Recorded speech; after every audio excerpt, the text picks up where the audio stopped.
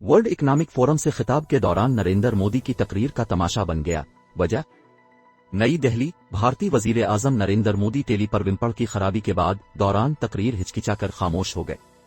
World economic forum से खिताब में भारतीय वजीर आजम नरेंद्र मोदी के गैर तहरीर शुदा तकरीर फी अलबदेहा करने के दावा का पोल खिल गया।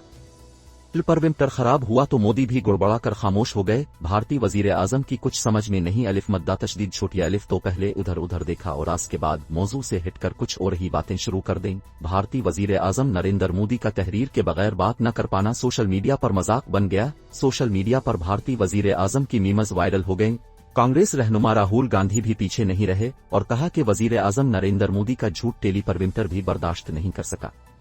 अपनी क़यादत के खिलाफ इल्जामात आयद करने पर पीटीआई के रुकन वक्मी असेंबली नूर आलम को शोकाज नोटिस जारी। When teleprompter goes off India so called greatest public speaker of all time fails to find a single word.